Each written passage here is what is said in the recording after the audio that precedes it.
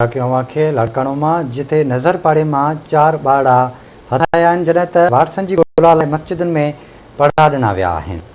Breaking news से अवांखे update कंदा हलूं। लाड़काणे में नज़रपाड़े में 4 ॿारड़ा हथाया आहिनि। वारसनि जी ॻोल्हा लाइ मस्जिदुनि में पढ़ा ॾिना पिया वञनि। ब्रेकिंग न्यूज़ है, अवांखे अपडेट कंदा हलूं। लाड़काणे में नज़रपाड़े में 4 ॿारड़ा हथाया आहिनि, जिनजे वारसनि जी ॻोल्हा जारी आहे। बिल्कुल नाज़रीन, अहम ख़बर थी पहुचे पिया। लाड़काणे में नज़रपाड़े में 4 ॿारड़ा हथाया आहिनि, जिन जी वारसनि जी ॻोल्हा लाइ मस्जिदुनि में पढ़ा ॾिना पिया वञनि। तफ़सील मालूम कंदासीं लाड़काणे में रशीद समोखा। जी रशीद, अपडेट कजो।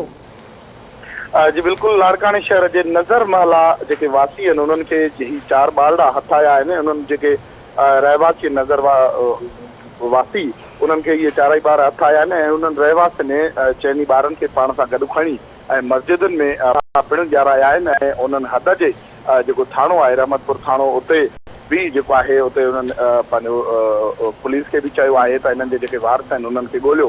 ही जेके ॿार आहिनि उतां जे रहवासियुनि खे आहिनि ऐं उन्हनि मुख़्तलिफ़ हंधनि ते पढ़ा भी ॾियाराया आहिनि ऐं जेके समाजी जेके वर्कर आहिनि उन्हनि खे पिणु इन्हनि ॿारनि जे हवाले सां ॿुधायो आहे ऐं हिन वक़्त ताईं जेके मालिक आहिनि उहे न आया आहिनि इन्हनि ॿारनि जा ऐं जेके ॿार आहिनि उहे उन्हनि रहवासियुनि वटि आहिनि। इन जे हवाले सां पुलिस सां असांजी ॻाल्हि ॿोल थी आहे त पुलिस जो चवणु आहे त जेके आहे जेके रहवासी आहिनि उन्हनि ॿुधायो आहे उन्हनि वटि 4 ॿार आहिनि ऐं उन्हनि जे जेके वारसनि जी जेकी ॻोल्हा आहे उहा कई थी वञे। ठीक है रशीद, वॾी महिरबानी अवां जी तफ़सील खां आगाह करण लाइ।